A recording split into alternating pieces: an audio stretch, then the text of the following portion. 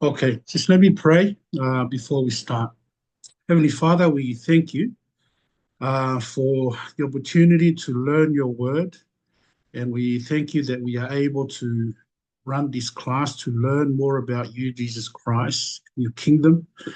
And we pray, Father, as we learn that this will not be just an intellectual exercise, but that your word will transform us, um, uh, changing our lives so that we humbly surrender our lives to you as our King and our Savior, uh, and that uh, and that we will be transformed to live in your kingdom according to your word, and that may we find joy in being obedient to you and through your word. We pray this in Christ Jesus. Amen. Amen. So welcome everyone to the unit of the Gospel of Mark. So this is the Bachelor of Theology, the beginning. So this unit and also the Greek that Marfu is running. So the Gospel of Mark. Just let me share the outline for you guys. Um,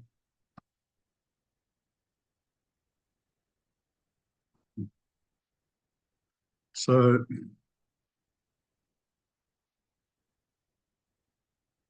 can you guys see the outline? Yes. Okay, good. So the Gospel of Mark, and it's the story. The week one is the main theme is the story of Jesus' baptism, and that's from Mark 1, verses 1 to 11. And I just want to summarize the whole the class is the story of the baptism of Jesus by John the Baptist in Mark 1, verse 1 to 11, shows us that Jesus Christ is the Son of God, whom God sent to save his people and fulfill the promise in the Old Testament that God would establish his kingdom through his Son. So, just a word of introduction. So, this unit is focusing on the Gospel of Mark, and we're seeking to understand the message of the kingdom of God in Jesus' life and ministry. Now, but this is not just an intellectual exercise, my dear friends. By understanding Jesus' life in relation to the kingdom of God, we hope that our lives will be transformed to trust, to worship, and to honor Jesus as our Lord and Savior King. So um, we are going to use the method that was taught in the four Gospels, which is the seven foundational story of the four Gospels. And we are going to use that and apply that to the Gospel of Mark so that we can understand the life and message of Jesus Christ. So there it is, the seven foundational story of the four Gospels applied to Mark, the story of Jesus' baptism, the story of Jesus freeing us from Satan, that's next week, the story of Jesus' death on the cross, the story of Jesus' resurrection, the story of Jesus' post-resurrection appearances, the story of preaching the message to all nations, the story of Jesus taken up to heaven, to the right hand of God, awaiting his return. Now, second thing we're looking at today is the gospel, the Savior, the Messiah, and the King of the kingdom of God. Now, the gospel is basically means good news. The word comes from a Greek word, evangelion. It basically refers to the good news of Jesus Christ. We get that from Matthew 1, um, uh, sorry, um, yeah, Mark 1 1, it refers to the beginning of the gospel of Jesus Christ. But also we can see it, the word, the name Jesus Christ, okay, the name Jesus is, according to Matthew 1:21, is Savior. Okay? She will give birth to a son, and you are to name him Jesus because he will save his people from their sins. So the name Jesus means God Savior or God saves. Now, the name Christ is more of a title than a name. It means the anointed one. It means the Messiah King. And it's a title that describes the role of Jesus as the Messiah who saves. Now, the name Son of God, the name Son of God is this, it describes Jesus' relationship with God the Father. It tells us about his divine nature and authority. Okay, and God referred to Jesus, called Jesus his son. You are my beloved son. That's Mark 1, verse 11. With you I am well pleased.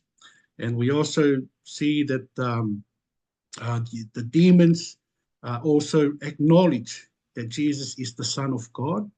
Whenever the unclean spirits saw him, they fell down before him and cried out, "You are the Son of God."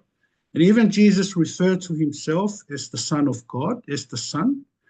He says, "Now concerning that day or hour, no one knows, neither the angels in heaven nor the Son, but only the Father." This is Jesus referring to himself.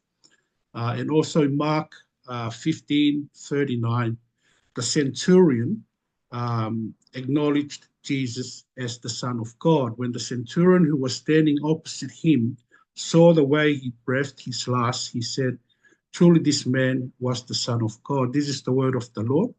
Thanks be to God. Now, in the Old Testament, and this is the important part of this lecture, of this class, is in the Old Testament, Son of God is referred to as God's King. Okay? The name Son of God, or the title Son of God, is referred to as God's King. And we know that we can see that in Psalm 2, verse 6 to 14. It says, "I have installed my king on Zion, my holy mountain. I will declare the Lord's decree. He said to me, 'You are my son. Today I have become your father. Ask of me, and I will make the nations your inheritance, and the ends of the earth your possession. You will break them with an iron scepter. You will shatter them like pottery.' So now, kings, be wise, receive instruction. You judges of the earth." So let me put that up there. Verse 11. Sorry. Yeah, "and the ends of the earth your possession. You will break them with an iron scepter. You will shatter them like iron pottery. So now, kings, be wise, receive instruction. You judges on the earth, serve the Lord with reverence, awe, and rejoice with trembling. So pay homage to the Son, or he will be angry, and you will perish in your rebellion. For his anger may ignite at any moment. All who take refuge in him are happy." This is the word of the Lord. Thanks be to God. So you can see there that the Son of God is referred to as God's King in Psalm 2.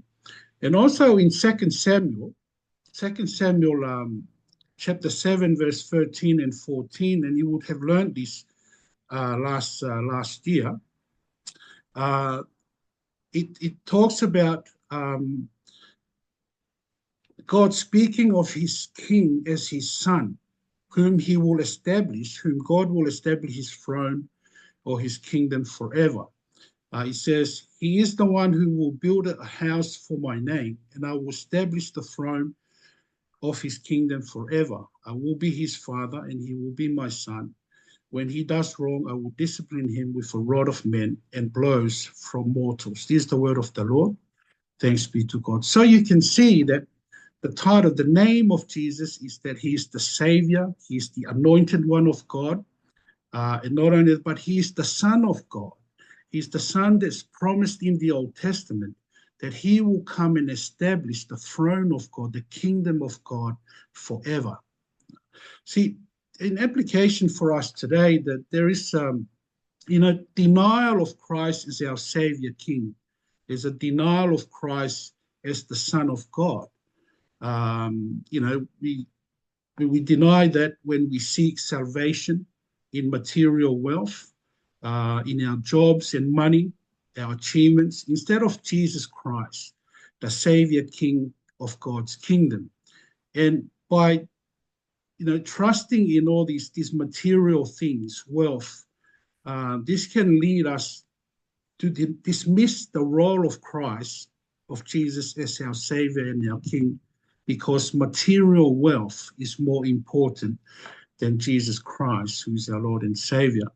And we are warned by Luke, by Jesus actually, we are warned about serving two masters. No servant can serve two masters, since either he will hate one and love the other, or he will be devoted to one and despise the other. You cannot serve both God and money. This is the word of the Lord.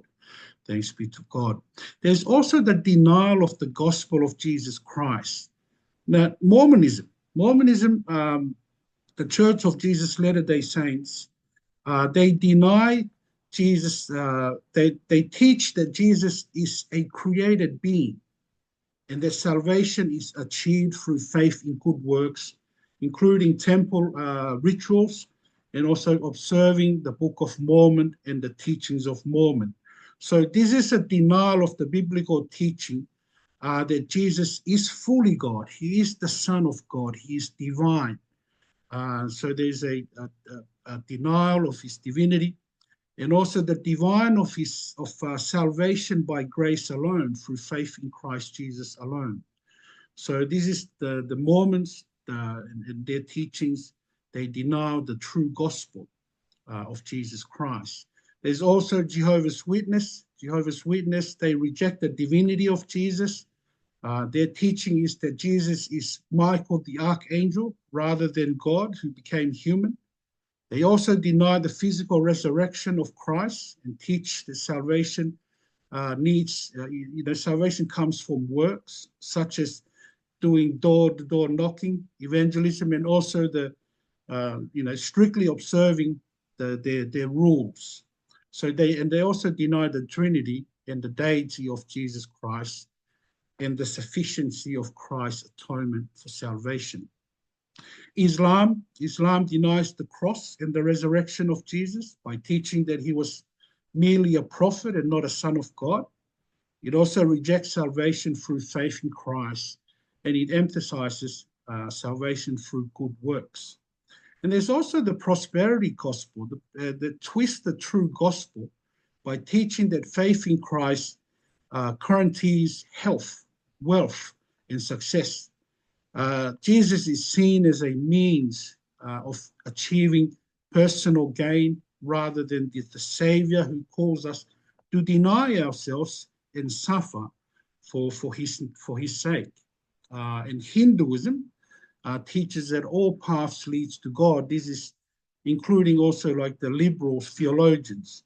And also Buddhism, they focus on self-enlightenment and the denying of our desires, and they both deny the need for a savior. Now, we are warned in 2 Corinthians 11, verse 4, for if a person comes and preaches another Jesus, whom we did not preach, or you receive a different spirit which you had not received, or different gospel which you had not accepted, you put up with it splendidly.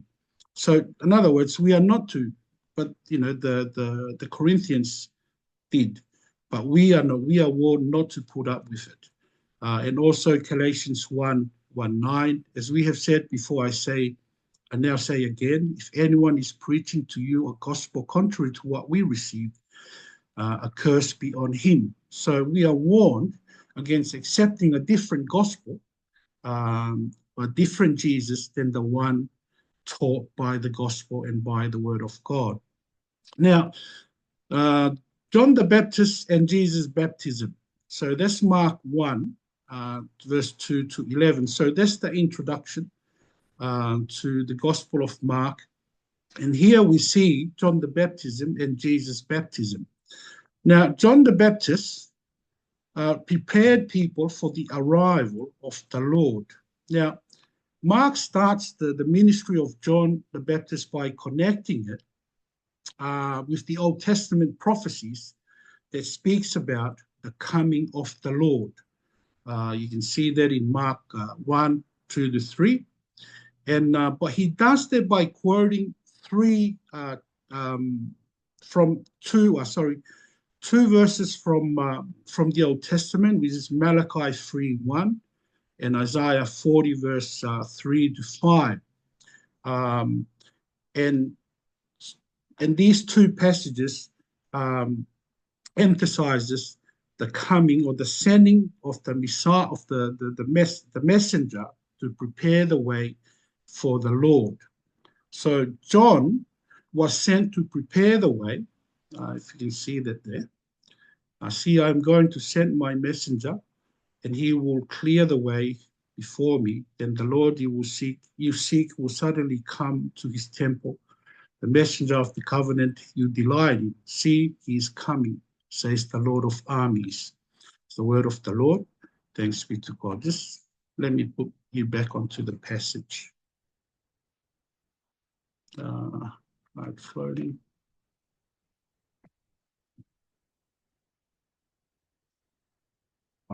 Yeah.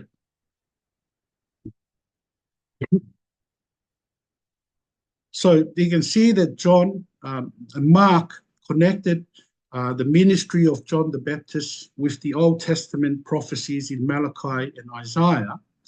And John was sent to prepare the way for the arrival of the Lord by calling people to make the Lord's path straight. You can see that in verse 2 and 3. So it means that John was sent to remove any obstacles in people's hearts that would refuse to receive Jesus Christ, the Savior King. Now, how John prepared the way for the arrival of God's Savior King is seen in John proclaiming a baptism of repentance for the forgiveness of sins. That's in verse 4, Mark 1, verse 4. You can see there. So John the Baptist, in a way, was asking Israel to turn away from their disobedience and unfaithfulness toward the coming Messiah and be baptized. And by doing so, they would be forgiven for their sins. Now, just as John came to prepare people for Christ, we too are called to be God's messengers. You can see that in 2 Corinthians 5, verse 20. Therefore, we are ambassadors for Christ, since God is making his appeal through us. We plead on Christ's behalf, be reconciled to God. So we have a responsibility also as ambassadors, as messengers of God, to make an appeal to return to Christ and be reconciled to Christ. And we can do that in our lives, words, and in our actions, and that or to help and encourage others to turn to Christ by sharing the gospel, in serving other people, in serving God's church, and living faithfully helps to prepare the way for God to work in people's hearts. We are also to call people to repent and also to repent ourselves. And we can see that true repentance, therefore repent and turn back so that your sins may be wiped out. So when we call people to repent, they are turning from their sins so that their sins may be wiped out. And not only that, but we can see that true repentance is about confessing and admitting our sins. So we call people to confess their sins, and we ourselves ought to confess our sins and turn to God. And also the baptism, the believer's baptism, is an outward sign of an inward faith in Jesus. So our sins are buried with him, and that we are raised with him to walk in newness of life. So when we call people to repentance, they're turning to God, is that they are being baptized so that when they confess their sins, they are cleansed from all unrighteousness. And not only but Romans 6, 3-4, or you are unaware that all of you were baptized in Christ Jesus, were baptized into his death. Therefore, we were buried with him by baptism into death, in order that just as Christ was raised from the dead, just as Christ was from the dead by the glory of the Father, so we too may walk in newness of life. But while baptism it doesn't save, it is an act of obedience to God's words.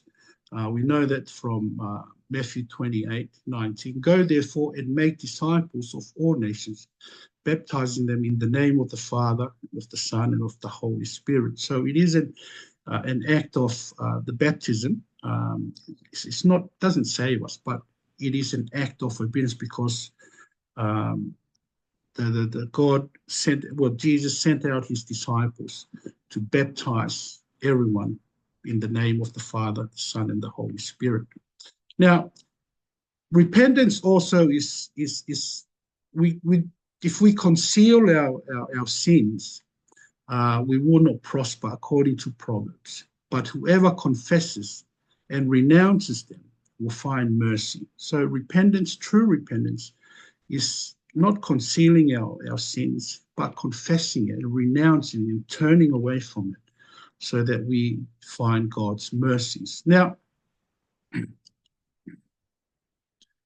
John's ministry reminds us that preparing for Jesus requires repentance and obedience. Just as people in John's time responded to his message, we too must turn to God daily by confessing our sins and calling others also to repent.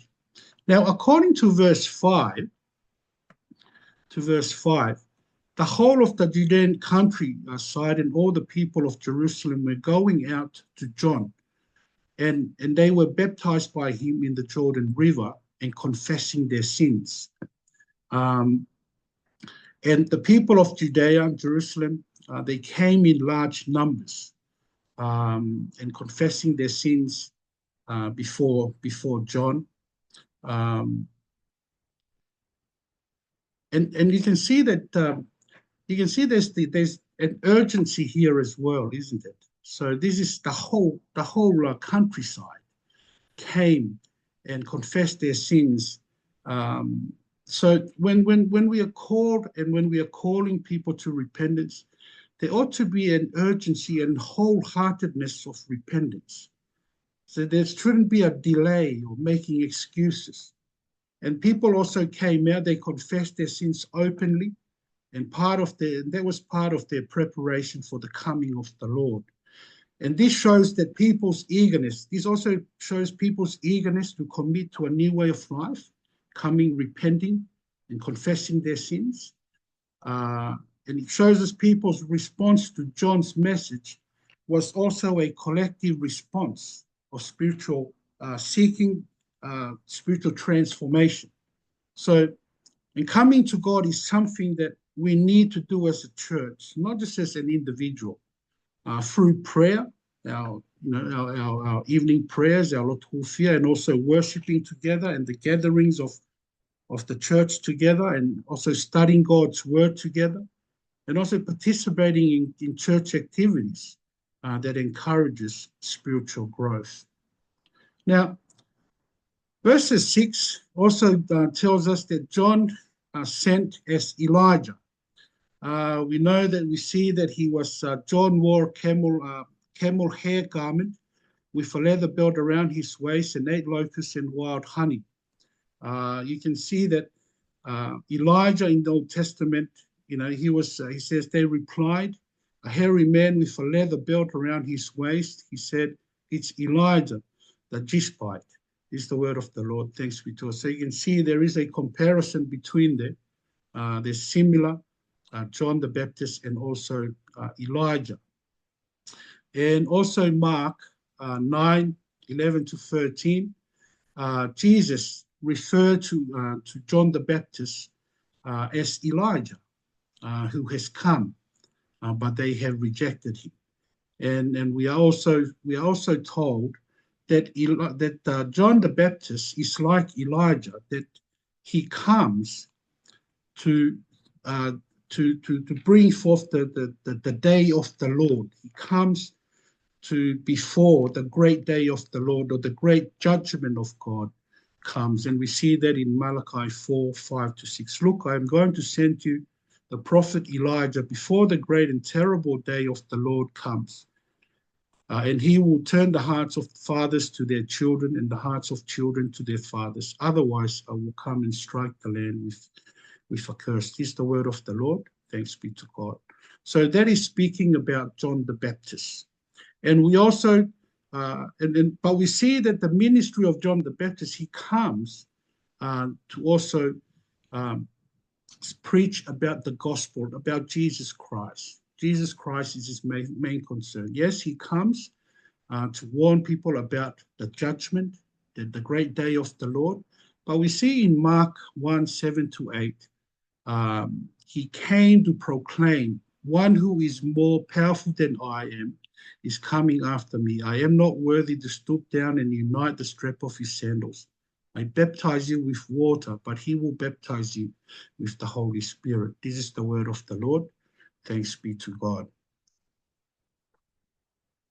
So, according to John the Baptist, Jesus is more powerful than he is, and that he is not worthy to stoop down and untie the strap of his sandal.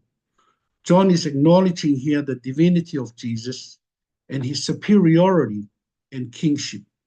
He is unworthy to even stoop before Jesus to untie his sandals. Not only that, but Jesus' ministry would bring about an inner change, for we are told by John the Baptist that he comes to baptize with the Holy Spirit, there in verse 8.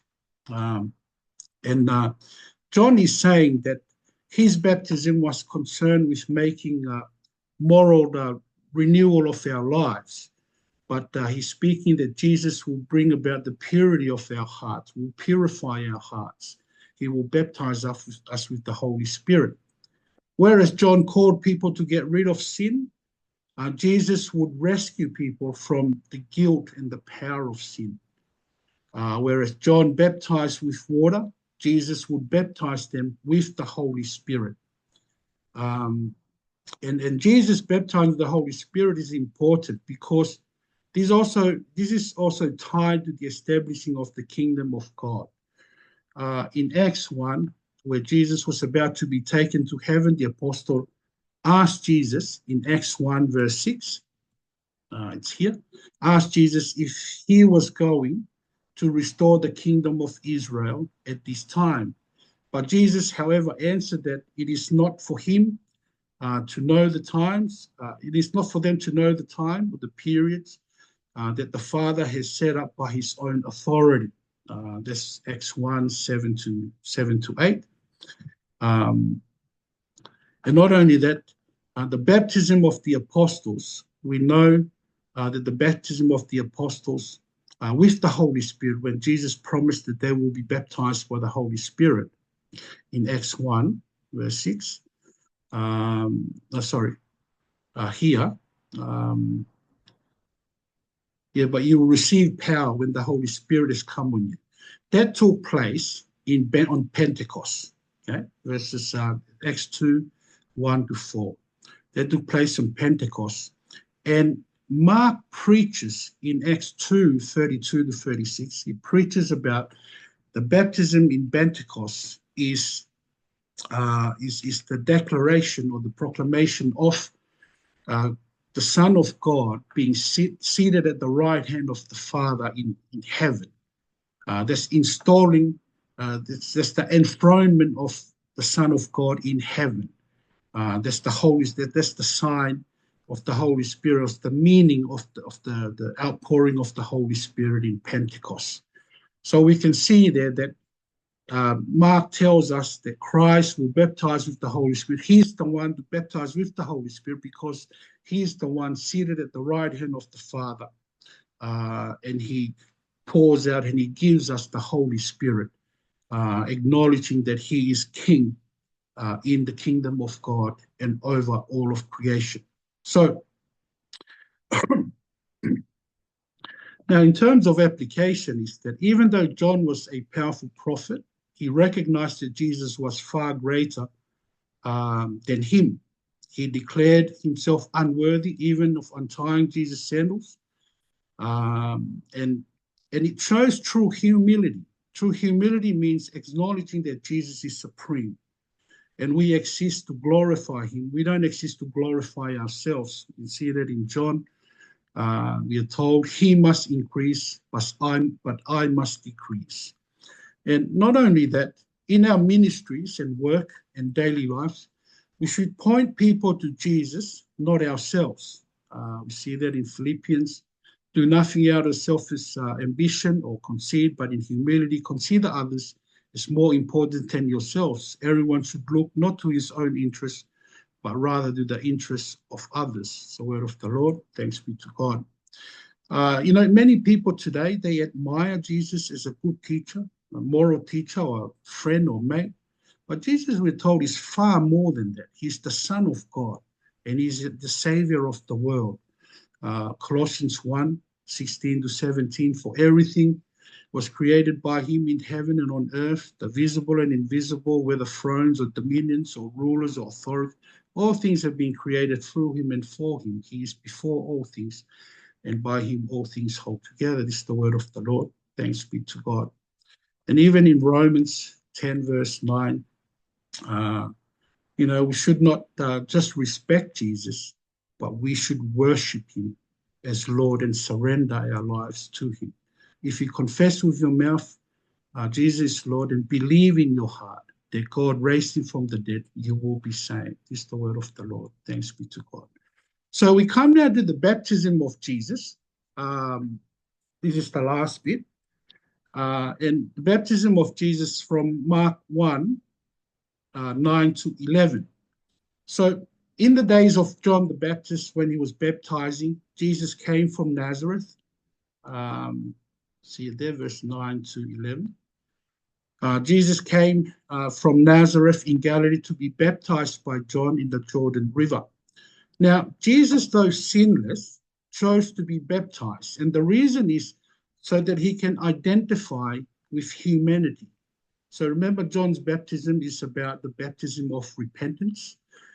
Jesus did not to repent because he was sinless, but he came to be baptized to identify with humanity and our need for repentance and redemption. You can see there in 2 Corinthians 5:21, he made the one who did not know sin to be sin for us, so that in him we might become the righteousness of God. This is the word of the Lord. Thanks be to God. So Jesus, in a way, is entering our human experience. He's identifying with us, taking our burdens and showing his willingness to fulfill all righteousness, showing his obedience to the Father. So John's baptism of Jesus was an identification of Jesus with sinners, with you and I, so that in Jesus we might be given the righteousness of God, because he is righteous. He fulfills, he's obedient, fulfilling God's word or God's commands. It means that all the righteousness required by God is fulfilled in Jesus. So Jesus identifying himself with sinners, so that we can receive the righteousness required by God in Jesus Christ. So, as soon as Jesus came up out of the water, three important things took place. We can see that at his baptism, all the three persons of the Trinity are revealed. See the Father speaking from heaven, and the Son being baptized, and also the Holy Spirit descending on the Son. Now, I think the baptism of Jesus highlights the unity and the roles of the Father, the Son, and of the Holy Spirit in their working for our salvation. It confirms the divine nature. It's also confirmed the divine nature of Jesus and his involvement in the mission of the Trinity to save the world. Now, the descending of the Holy Spirit is like a dove. We are told it's like a dove. Signifies, or it indicates Jesus' anointing to be empowered by the Holy Spirit for his work and for his ministry. Not only that, but Jesus, anointed by the Spirit, reminds us that believers today are also, through Jesus, we are anointed and empowered by the Holy Spirit to fulfill God's purpose.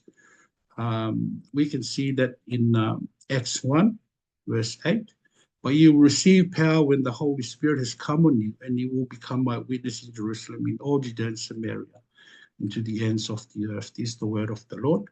And we can also see that in Corinthians, 2 Corinthians 1, 21 to 22. Now it is God who strengthened us together with you in Christ and who has anointed us.